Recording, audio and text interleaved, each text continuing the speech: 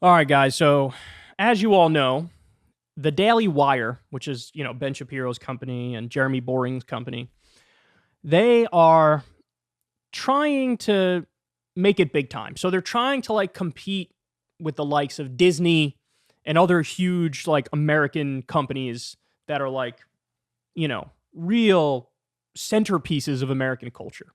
And so they don't just have, their podcasts and their shows, the Candace Owens of the world and the Michael Knowles and the Matt Walsh and the Ben Shapiro. They're not just doing that. They're also trying to make movies and whatnot. And they just released a trailer for a comedy movie that they're doing. It's called Lady Ballers. And you're not going to be surprised to learn the whole point of it is ha ha he he, trans people suck. Okay, so here's the trailer. We'll watch and we'll react to it. In a world where women's sports is being transformed, the Daily Wire calls foul with the most triggering comedy of the year.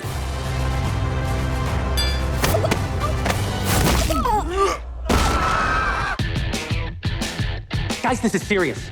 Sports can be your pathway to a better life. Well, like yours? Please don't steal my catalytic converter again. Winning matters. It's the key ingredient in becoming a winner. Maybe we should try it sometime. Are you gonna move? I am not. Let's cut to the chase. I know you're not a woman. Hey, you know how he identifies. If you can beat them, What do you know about the U.S. Opens for the Global Games? You want us to compete as women. $5,000 prizes. My lover says you were a great coach back in the day. join them. This is the way the world is now. My 8-year-old daughter told me all about it. So a guy can become a girl with no physical changes at all. Oh, that's called gender fluid. So I can be a woman on the court and a man in the bedroom. I can't believe it. Nice. You mean when you're sleeping? Yes. Coach, Alex, we could play basketball. we have to get the whole team back together. It's time We're in. I'm in. I'm in. to play Lady Ballers. Man up. like a girl I'm with her.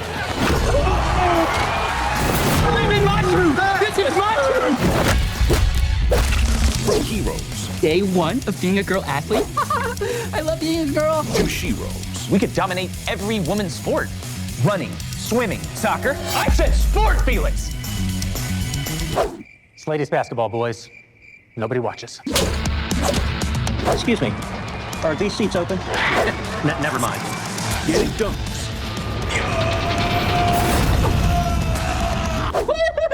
and tucking trunks. No, she didn't.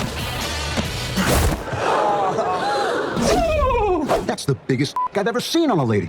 I don't care. Lady Ballers. One can even be trans age now, which provides Sheelix with a wonderful opportunity to relive all the experiences that she missed out on in school. Streaming exclusively on Daily Wire Plus December 1st. Okay, so well, if this movie was released in 2001 and it wasn't done by the cretins at the Daily Wire, it potentially would have been a different story, right? And the movie wouldn't have aged well, but at least it would have been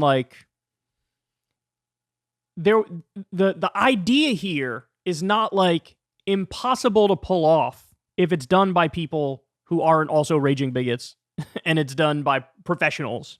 But here's the issue with this, and I'm curious what you guys think of this too. There's a lot of talk about conservative comedy and why is conservative comedy just not that funny.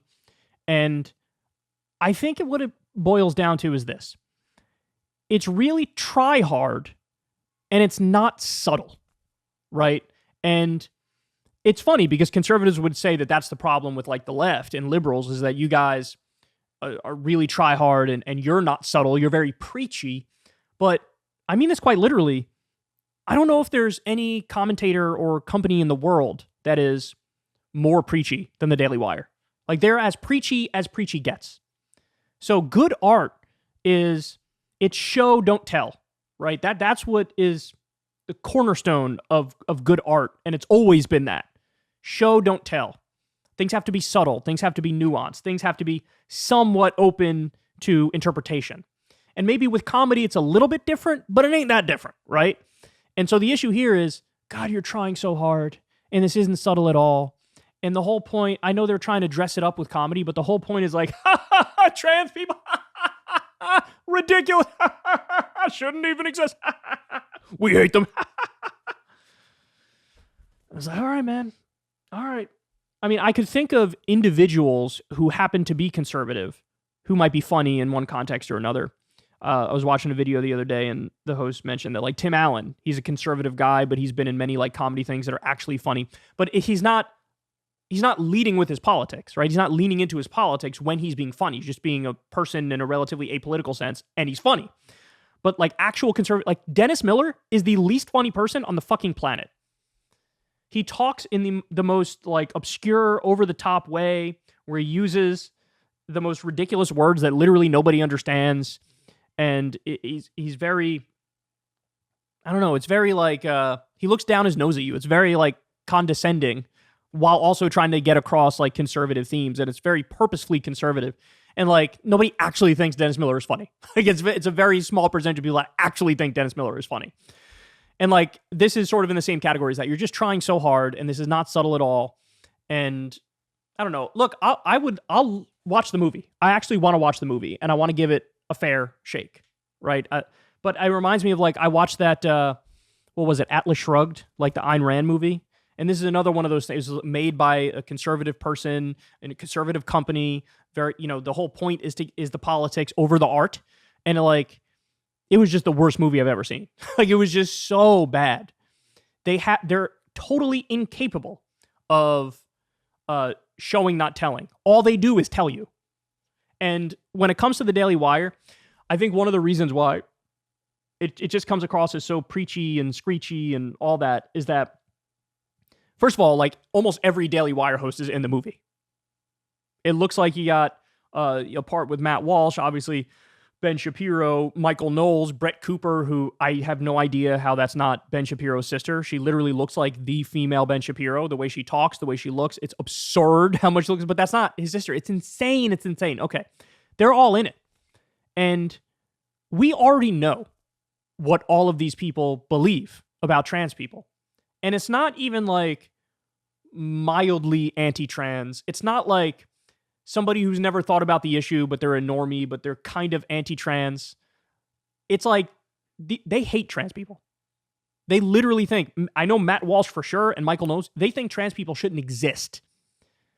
Matt Walsh thinks it should be illegal even for adults to get any sort of surgical intervention vis-a-vis gender.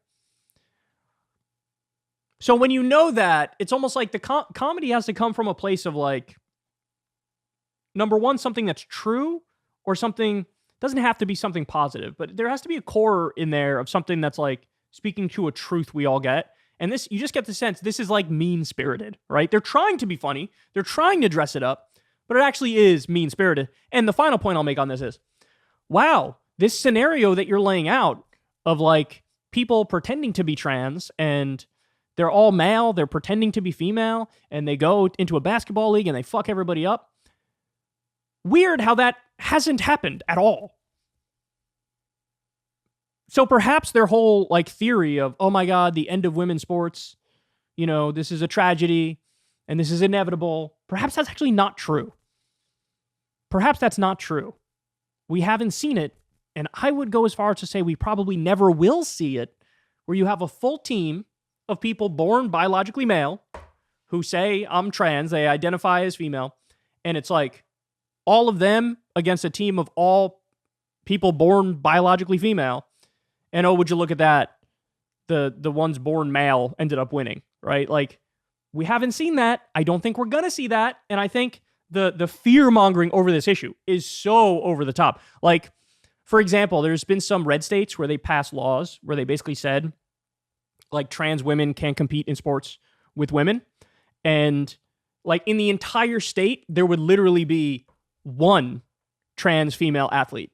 And they make a whole big stink about it and have a whole legislative session and pass a law and sign it and brag about it. And it literally affects one person.